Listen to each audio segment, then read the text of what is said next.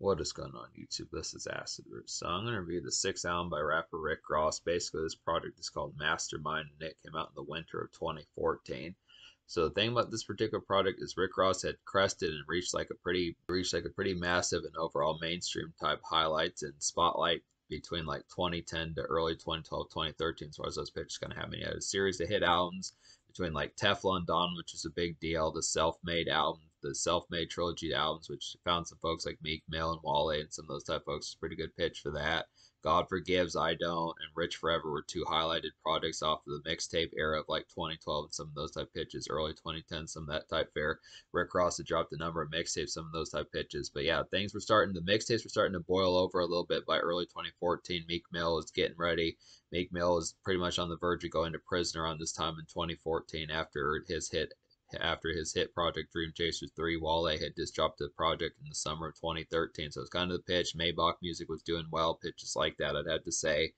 But this particular album is more seldom, I'd say. It just doesn't feel as commonly talked about compared to some of Rick Ross's bigger albums like Teflon Don, God Forgives, I Don't, Rich Forever, and some of the self-made, some of those type pitches, or even like the early kind of the mid and late 2000s Rick Ross, like Port of Miami, Trilla, Deeper and Rap, some of those type pitches, I'd have to say. It's a good concept. This is a classic album here. I'm just going to go ahead and say I was not expecting it. I have fucked with this product in the past, but just to the concept of just realizing not the whole full-blown project, I'd have to say there's actually some excellent full-blown type stuff on here. This is one of Rick Ross's more inspired projects. I like this one better than God Forgives, I Don't, despite the fact that Rick Ross is more in like the commercial and mainstream spotlight around that time. This project just handles it better. It's a little bit more adapted. This has the more concept, a little bit more finesse about it. Just the execution. There is some mixtape Ross on here, which is a pretty excellent concept, despite the fact that Rick Ross didn't really drop mixtapes like in 2014, at least seemingly he didn't. This definitely has some of that mixtape type heat and it nails it pretty well. Now it doesn't have drill as much on here, but it does have the evolution of like what mixtape sounds were kind of sounding like in the winter, spring, and summer of 2014, I'd say. So it's a pretty excellent concept. This has that ferocity, has a few soulful type cuts on here. Just overall has the finesse like this particular product. It's pretty varietized, but the thing about this particular product is just the fact that it nails Rick Ross's strengths so saliently. It's just kind of the concept of this. It's a real good execution. Like I feel like maybe some of the blunders off of God Forgives, I Don't, when I reviewed that back in June, I want to say I gave it like an 8.75 or something pretty close to that. I'd say this is a definite higher score than that. And I also thoroughly enjoyed pretty well back when I reviewed it in 2015, Hood Billionaire, which was his second album in 2014. I'd probably say that Mastermind is better than Hood Billionaire, despite the fact that Hood Billionaire had some beefy beats on there. I would definitely have to say this is like a good, excellent type puncher and really shows Rick Ross in his prime. So it continues his prime past 2010, 2012, 2013, some of those type pitches. It is kind of a disappointment that some of these promotional singles like Box Chevy and No Games weren't at least on this particular product, but possibly those might be on mixtapes or something like that. There are some Maybach music mixtapes called Priorities that I'm going to get to at some stage. Just some of those type ones I'd have to say was just a good concept for that. But yeah, I just would have to say originally Rick Ross was going to drop Mastermind in 2013. That was kind of the concept. The rollout for that particular album actually started in 2013, but it just suffered some delays as far as those pitches kind of happened. But still an excellent concept. Going to get this here. So yeah, I would have to say there were three singles off this product, not counting like the promotional single, just to be able to talk about it like that. So the first single was Devil is a Lie.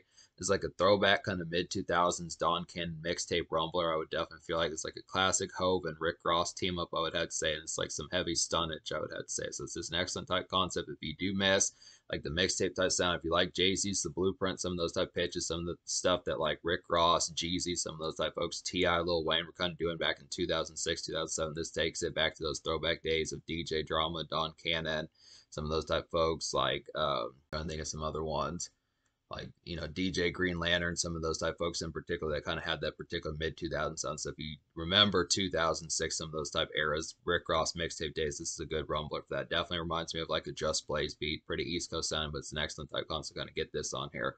It's a real classic type one.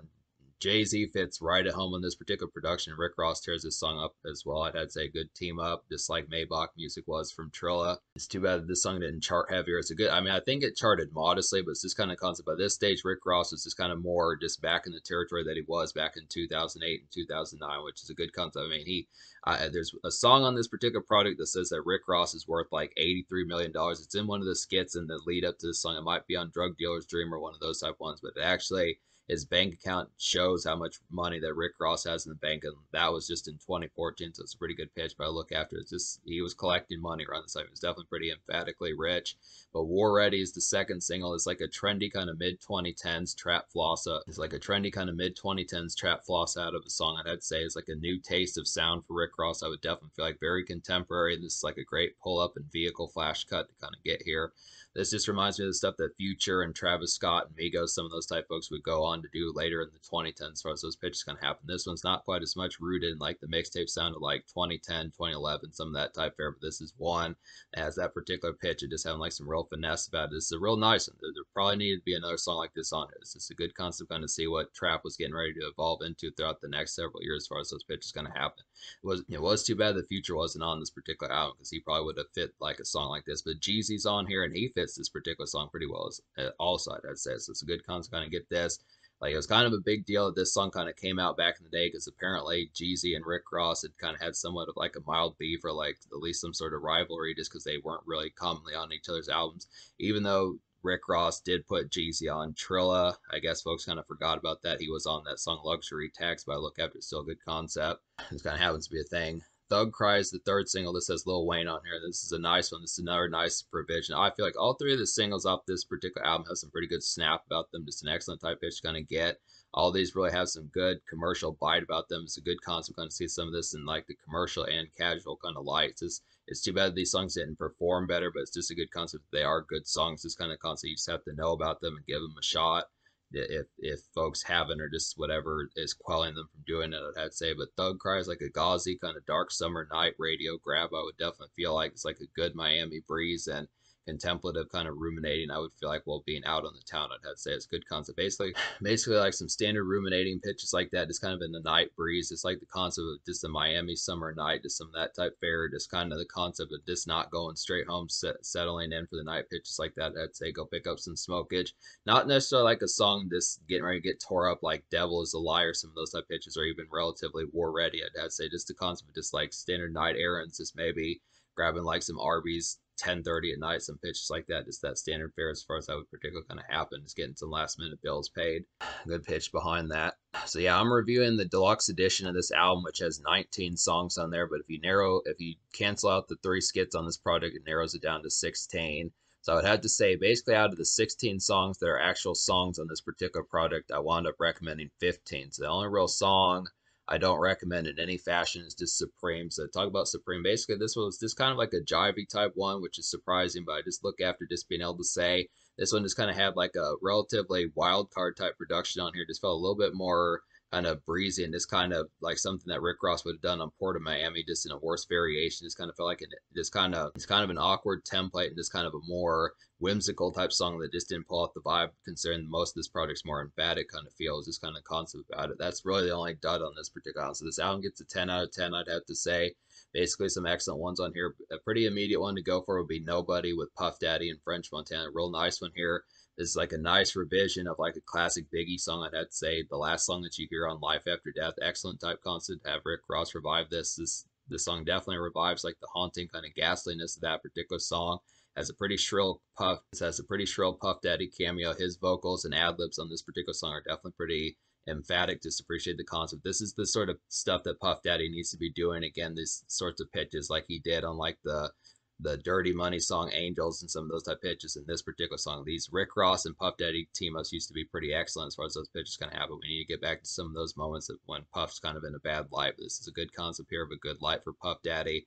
This is a great song to smoke up to. It. It's really like there's a line on this particular song where Rick Ross talks about on the song Nobody where he says, getting high feeling like it's voodoo. That's a pretty good pitch when you think of the actual emphasis of like a witch doctor type stuff for voodoo. That's the concept of how stoned that Rick Ross is getting. So it's a pretty excellent concept to kind of remember that. It's a good pitch, kind of have some emphatic kind of smoking, real nice one.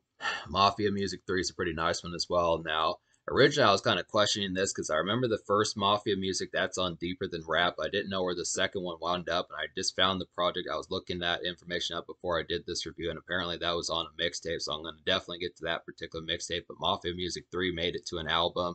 Pretty dope pitch, kind of get this here. It's like a summery kind of glazed evening basking. I would definitely feel like it's like a smoke a nice joint, like a zigzag, something like that with some Malibu rum, some of those type pitches. Definitely a good combination. This just has a tropical, this is just like a tropical kind of feel good type song to kind of get here. Real nice one. This takes it back to like some kind of world and reggaeton type haze as far as those pitches kind of happen. Feels like something like Yacht Club off of Deeper Than Rap, just in a more glazed type sense and just more evening fare. Good concept for some of that, just in a more island and tropical type setting, I'd have to say. Rich's Gangsta is a pretty nice one. This is like vintage kind of soulful. This is like a classic and soulful and sophisticated kind of smoke good tune. I would definitely feel like vintage Rick Ross here. This is definitely like some glossy finesse music, and this is definitely like some glossy finesse music, I'd have to say, and it's a good song to just enjoy life to as far as those pitches kind of happen. This real nice one, just real emphatic type soulful type feel. Reminds of like the Teflon Don, Deeper Than Rap, and God Forgives I Don't type days. If you like songs by Rick Ross like Amsterdam, and cigar music, some of those type pitches, is a real emphatic type one that brings Rick Ross back to his strengths. So it's a good concept. He just nails these songs left and right. Pretty good concept. But Drug Dealer's Dream is a nice one, as well as like a creeping kind of vintage mixtape Ross with like a trap house and residential outing. Like a trap house and residential outing type fare, I'd have to say, amongst that. Just more around the neighborhood, the standard night errands pitches like that. Just some good night commute to kind of get here. Just more stuff that like Gucci Mane, folks like that, Yo Gotti, some of those type folks, Meek Mill, and like a more residential type sense kind of dude. It's a good concept. I'm glad that Rick Ross threw some of these songs on this particular album. It's definitely a good concept that he didn't forget about the mixtape era and some of those things that he kind of had some good highlights to back in the early 2010s. It's good that this continued to be a sound throughout those times as far as those pitches kind of happen. Some night errands, just getting some gas station runs, some smokers, picking up some frozen burritos, some tacos, some nachos, some of that type fare as far as those pitches kind of happen, getting some swishers. But excellent type concepts there. In Vain with the Weeknd's a pretty nice one. Really like this one. This is a morose and kind of classic Weeknd feature, I would have to say. This is like Rick Ross on some forlorn kind of torment pop, like the Weeknd appeal that he particularly has, just in particular as far as that kind of goes. And it's like a scraggly kind of evening kind of have here. So this one, it kind of has like a dewy type feel about it, but it's also kind of scraggly just within a relative autumn type sense. It's really the aspect of just kind of like a real kind of muddled type day. Just a good concept of just being able to say that just has like the overall appeal, just like some darkness that Weeknd typically kind of has with like Rick Ross's trap type feel. So it's just a good pitch to kind of have that. This feels more of like a Weeknd song than a Rick Ross song, but Rick Ross melds with this style pretty well. It's a good, excellent type concept. Probably one of the best songs on this particular album is Sanctified. This has Kanye West and Big Sean on there. This is definitely a knockout type song to kind of get. It's like a strengthy kind of nightclub and power outing thunder of a song, I'd have to say. This has like some nice suave gloss about it, and it's like a great meticulous beat that this one particularly kind of has, and it's just an overall dope song. So this one is very strengthy. It is a concept of what Kanye West was up to in like the Yeezus days and pitches like that. Kanye West wasn't really around in 2014, but it's just kind of a concept. It was an excellent type concept to get some leftover type vibes of just like the Yeezus era and some of those type fares as far as that particular one goes. So that was definitely some quality stuff. Kanye was definitely a pretty powerhouse titan back in those days, and Rick Ross was pretty emphatic as well. And Big Sean has a good, he helps out with the bridge and the hook on this particular song, so that works pretty well. This real glossy type beat, real meticulous. Black and White's a pretty nice one. It's like a leery kind of trap spook of a song, I'd have to say. This one reminds of like late 2000s cheesy. I would feel like something from like the recession days. Good concept for that. It's like a haunting kind of in-between day kind of evening fare, I'd have to say, and it's just a pretty overall nice song. This one just kind of feels like something more of just like standard, just errand running, just within a pitch. Almost feels like, yeah, this one is just more 2000s in mine, not necessarily like mixtape type fare, but just kind of a concept. I like this particular one, just the fact that Rick Ross had some in-between type songs that were good, but just not the concept of like the immediate kind of I mean, this album has so many good songs that you just have some moments that may not be the exacting kind of immediate ones, like the breadwinners, like when you think of Devil Is a Lie, or Sanctified, or Walking on Air, or Nobody, or some of those type ones, or the singles, War Ready, some of those type pitches. This is just kind of more, not necessarily secondary in terms of quality, but just not one that you'd make a beeline for, but still pretty nice one just to kind of overall have and fill out the rest of the album. Pretty good pitch. Walking on Air, speaking of that particular song, is a real excellent one. This is another one of the best songs on this particular album, I'd say. Classic and leery kind of mixtape Ross and good Meek Mill cameo. I would definitely have to say it's like a dark and quality evolution of like the drill sound that they were doing in like 2010, 2011, 2012, some of those type pitches. I mean, most of these, it's just a continued aspect to kind of have these Meek Mill and Rick Ross team ups continue to be excellent, just home runs as far as those pitches kind of happen. Just some excellent type fare to kind of get some of that. Just like when you think of songs like Black Magic and Tupac back and some of those type pitches, and like Believe It, some of these classic type teamos, just being able to say there's just a lot of these excellent type ones. This is no exception. So I'm glad that Meek Mill is on this project just as a throwback to like the early 2010s type era, their classic team ups as far as that kind of goes. That's a good, nice one. If you do want some mixtape Rick Ross, if you do miss like the Rich Forever and Teflon Don era Rick Ross, is a good concept. There's not drill on this particular album. That's one unfortunate thing, is drill has kind of been passed up on this particular album. It has some reminiscent type of affairs. I feel like there's the aspect of this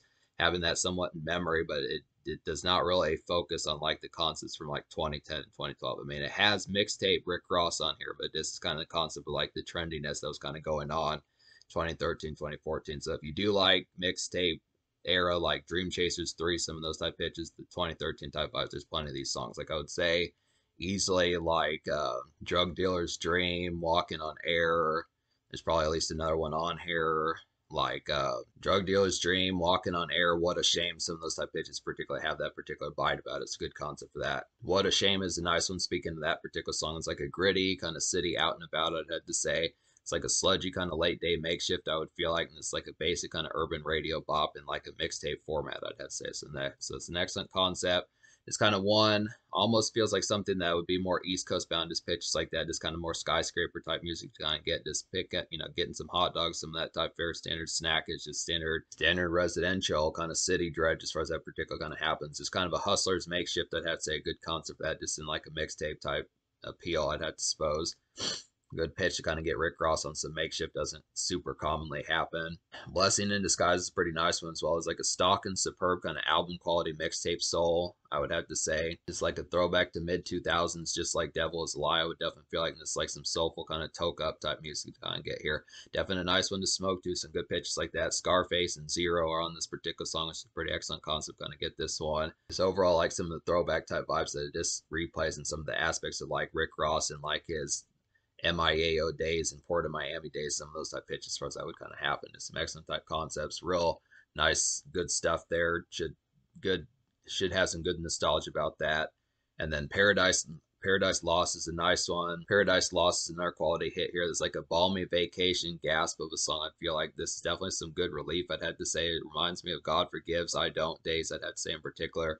Definite songs like Pirates and Three Kings, some of those type pitches, just those kind of hot, simmering type days that are hot. I mean, I feel like this is like a modest hot day of a song, I'd have to say. Not like a ferocious kind of heat wave type song, but just something where it'd be 70 degrees, heat waves would be out, but just kind of a more simple type one. Just standard day fare, standard day errands, pitches like that. Just kind of a modest song. It's like the appeal behind it. The thing about God Forgives, I Don't is it just has some modest songs. Just kind of the concept, just a little bit more ambient, just kind of appreciating summer.